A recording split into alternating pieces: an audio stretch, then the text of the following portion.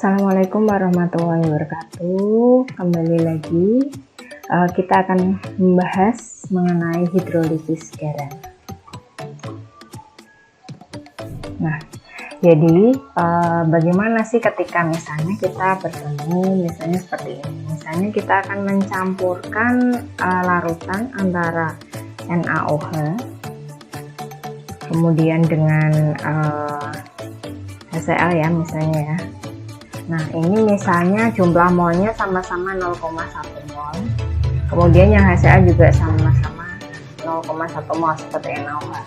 Maka di sini seperti yang kita ingat, dia akan menghasilkan garam plus air kan. Nah, bagaimana sih sifat garam yang terbentuk ini? Nah, ketika kedua reaksi baik dari pihak asam maupun dari pihak basa ini dua-duanya habis bereaksi kemudian membentuk garam plus air. Bagaimana sifat garam yang akan terbentuk ini, apakah asam, basa, atau netral? Nah, ini kita pelajari pada konsep hidrolisis. Nah, jadi garam yang berasal dari asam lemah ini, yaitu kita simbolkan dengan Ha dan basa kuat, strong base, ini akan terlarut di dalam air membentuk anion amin. Nah, anion amin ini dia akan cenderung untuk bereaksi dengan air ini dengan cara menangkap ion H+-nya dari molekul air tersebut untuk membentuk molekul yang tidak terionisasi atau yang tidak memiliki ion. Jadi membentuk molekul yang netral. Jadi di sini kita bisa lihat anionnya sendiri di sini bermuatan negatif, kemudian dia akan menangkap H+ dari molekul H2O untuk membentuk molekul netralnya Ha plus ion OH-. Nah, sama halnya, jadi untuk garam yang berasal dari basa lemah dan misalnya bisa kita katakan BOH di sini dan asam kuat, dia juga akan terlarut di dalam air membentuk kation B+. Nah, kation B+ ini akan bereaksi dengan air dengan cara menangkap ion OH- dari molekul air tersebut. Jadi di sini untuk B+ kemudian bereaksi dengan air, di sini akan terjadi pemutusan ikatan antara H+ dengan OH- dari pihak airnya. Kemudian OH-nya dia akan membentuk molekul atau senyawa dengan B+-nya sehingga membentuk BOH dan H+. Nah, jadi reaksi antara anion dan kation dengan air yang melibatkan ini pemutusan dari ikatan O dengan H, maaf di sini. Jadi reaksi antara anion dengan kation dengan air yang melibatkan pemutusan dari ikatan O dengan H itu kita sebut sebagai hidrolisis. Nah, kemudian untuk konsep Bronsted-Lowry dari hidrolisis itu seperti apa? Jadi di sini Ha untuk menunjukkan asam lemah dan amin itu adalah pasangan konjugasi dari asam dan basa. Nah, jadi untuk Ha sendiri kita ingat prinsip dari atau teori dari Bronsted-Lowry. Ha ini kemudian bereaksi dengan H2O membentuk H3O+ dan amin. Nah, karena Ha ini dia melepaskan H+, menyumbangkan protonnya ya ke H2O untuk membentuk H3O+, maka di sini sifat dari Ha sendiri adalah asam, sedangkan aminnya sendiri adalah sebagai basa konjugasi. Nah, karena Ha ini adalah asam yang lemah, berarti dia adalah donor proton yang buruk. Nah, jadi untuk basa konjugasi atau anionnya ini akan membentuk ini basa yang kuat karena dia sebagai aseptor proton yang baik. Nah, jadi di sini untuk ion dari amin sendiri nanti dia akan cenderung bereaksi dengan air dengan cara menangkap proton untuk membentuk molekul Ha kembali. Nah, jadi amin dia akan bereaksi dengan H2O membentuk Ha dan OH-. Jadi karena adanya kehadiran OH- sendiri ini akan membentuk molekul larutan yang bersifat basa. Kemudian untuk BOH dan B+ sendiri ini adalah pasangan basa dan asam konjugasi. Jadi karena BOH itu basa lemah, maka konjugasinya, asam konjugasinya itu akan bersifat kuat, sehingga B+ ini dia akan menangkap ion OH- dari air untuk membentuk basanya kembali, yaitu BOH. Jadi untuk reaksinya B+ plus H2O membentuk BOH dan H+. Nah, karena pada reaksi tersebut menghasilkan ion H+, maka larutannya nanti akan bersifat asid atau asam. Nah, sedangkan yang tadi yang amin dia akan membentuk basa. Jadi logikanya seperti ini. Kalau misalnya ada asam lemah, dia akan membentuk basa konjugasi yang sifatnya kuat. Sedangkan kalau basa lemah, dia akan membentuk asam konjugasi yang sifatnya kuat. Nah, seperti itu. Kemudian kita kembali lagi tadi istilah hidrolisis itu, hidrolisis berasal dari kata hidro yang artinya air dan lisis artinya peruraian. Jadi bisa dikatakan dengan lebih gampang ya. Jadi untuk hidrolisis sendiri itu apa? Peristiwa peruraian garam oleh air menjadi asam dan basa. Nah, jadi jika garam itu kita larutkan di dalam air, maka akan terjadi suatu reaksi kesetimbangan yang bersifat reversibel atau reaksinya dapat balik. Kemudian akan menghasilkan suatu zat baru dan ion-ion bebas H+ ataupun bisa menghasilkan OH-. Nah, tetapi apakah semua garam itu dapat terhidrolisis? Nah, kita lihat contohnya yang pertama. Sebelum itu, hidrolisis tadi kan dikatakan sebagai reaksi yang reversibel atau dapat balik. Nah, jadi untuk tetapan kesetimbangannya ini diturunkan dari hukum aksi massa untuk hidrolisis yang kita kenal nanti sebagai konstanta hidrolisis atau tetapan hidrolisis. Nah, nanti kita simbolkan dengan KH. Nah, kemudian contohnya yang pertama tadi untuk larutan NaBr. Nah, ketika senyawa NaBr kita larutkan di dalam air, maka apa yang terjadi? Kita lihat di sini dia akan terbentuk ion Na+ dan ion Br- yang masing-masing dikelilingi oleh molekul H2O. Nah, oke, apakah garam dari NaBr itu akan terhidrolisis?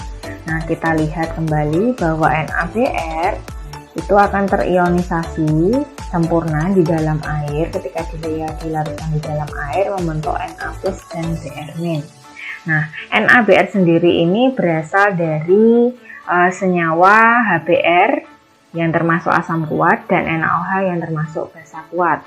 Nah, kita ingat kembali tadi konsep yang sebelumnya bahwa kalau misalnya asam kuat atau basa kuat, maka pasangan konjugasinya bersifat lemah. Jadi di sini Na+-nya ini berasal dari NaOH ya, berarti akan bentuk asam konjugasi lemah, dan Br- ini dari asam kuatnya HBr akan membentuk basa konjugasi lemah, sehingga kedua ion ini tidak akan terhidrolisis. Nah, kemudian contoh yang lainnya, mengapa larutan NaCl itu sifatnya netral? Nah, NaCl itu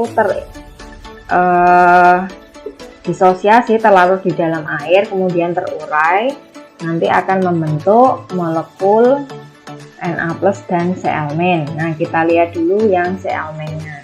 Oke, HCl dan Cl- itu adalah pasangan asam basa konjugasi. Nah, kita ingat kembali untuk HCl sendiri itu adalah asam kuat, maka dia akan menghasilkan basa konjugasi yang lemah. Nah, ini jadi HCl itu termasuk asam kuat, sedangkan Cl- ini dia nanti sifatnya adalah basa yang sangat lemah, sehingga ion Cl- ini dia tidak mampu untuk menangkap proton atau ion H+ yang berasal dari untuk membentuk asam. Nah, yang berasal dari air tadi ya, molekul airnya tadi. Nah, oleh karena itu ion Cl- di sini dia tidak terhidrolisis. Nah, dia tidak dapat menghasilkan ion OH-. Nah, dari kita bisa lihat dari reaksi seperti berikut. Dari Jadi ion Cl- ini dia tidak terhidrolisis oleh air, sehingga reaksinya bisa kita tuliskan sebagai panah, kemudian bisa menggunakan tanda coret. Nah, jadi untuk pH larutan dari NaCl ini masuknya netral ya, karena tidak terpengaruh.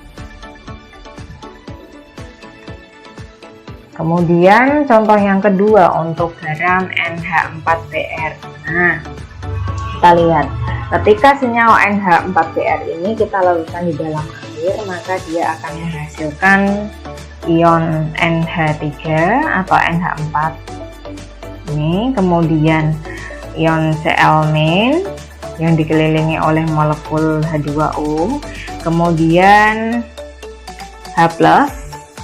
Oke. Nah, berarti dari sini kita bisa simpulkan karena menghasilkan ion H+, pastilah senyawa ini NH4Br itu sifatnya asam. Nah, kemudian konsepnya seperti apa? Kenapa dikatakan senyawa ini memiliki sifat asam? Jadi apakah garam NH4Br itu NH4Br ini terhidrolisis? Nah, kita lihat NH4Br ini di dalam air akan mengalami ionisasi sempurna membentuk NH4+ dan Br-.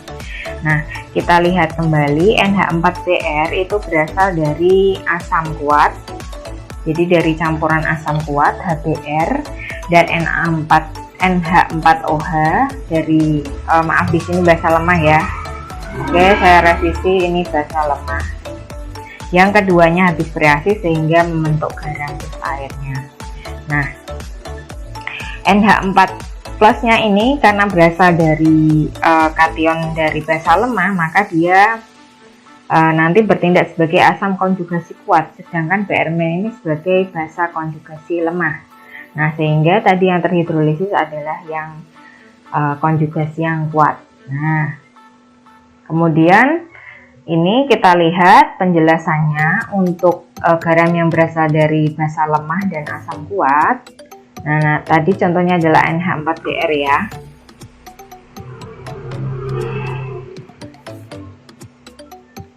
Nah, jadi hidrolisis dari garam yang berasal dari basa kuat BOH misalnya adalah NH4OH dan asam kuat ini dapat kita tuliskan pada persamaan berikut. Jadi yang mengalami hidrolisis hanya yang pihak kationnya karena yang berasal dari yang lemah. Nah, kemudian B+ sendiri kemudian bereaksi dengan H2O membentuk BOH dan H+. Nah, kemudian untuk hidrolisis konstantanya atau tetapan hidrolisisnya gimana? Nah, kita hitung KH-nya sendiri. Ini konstanta hidrolisisnya adalah, kita ingat kembali konsep dari keseimbangan, berarti konsentrasi produk pangkat koefisien per konsentrasi reaktan pangkat koefisien, sehingga konsentrasi H+ dikalikan konsentrasi BOH dibagi dengan konsentrasi B+ dikalikan konsentrasi H2O.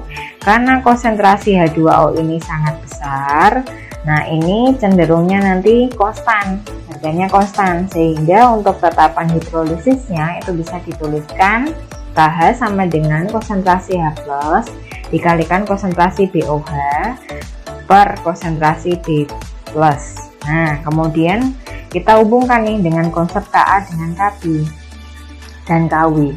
Nah, berarti kita ingat kembali konsepnya pada saat belajar asam basa, di mana tetapan keseimbangan air atau Kw itu kan sama dengan konsentrasi H+ dikalikan konsentrasi OH-. Sehingga untuk reaksi dari BOH tadi, BOH itu dia terionisasi, terurai menjadi B+ dan OH- sehingga untuk Kb-nya sendiri adalah konsentrasi B+ dikalikan konsentrasi OH- per konsentrasi BOH. Sehingga di sini KH-nya tadi konsentrasi H+ dikalikan konsentrasi BOH per konsentrasi B+. Ini adalah dari Kw dibagi dengan Kb. Nah, jadi di sini untuk KH-nya sendiri adalah Kw per Kb. Ini kan dari Kw-nya bisa kita tuliskan. Ini konsentrasi OH- dikalikan konsentrasi H+. Kemudian untuk Kb-nya konsentrasi B+ kemudian dikalikan dengan konsentrasi OH- per konsentrasi BOH, sehingga nanti bisa kita tuliskan lagi, ini naikkan ke atas berarti jadi konsentrasi OH- dikalikan konsentrasi H+, kalikan konsentrasi BOH per konsentrasi B+, kalikan konsentrasi OH-. Nah, OH-nya bisa kita coret, berarti ini nilainya sama dengan KW per KB, sehingga KH-nya sendiri adalah KW per KB. Ini untuk garam yang berasal dari basa lemah dan asam kuat. Nah, jadi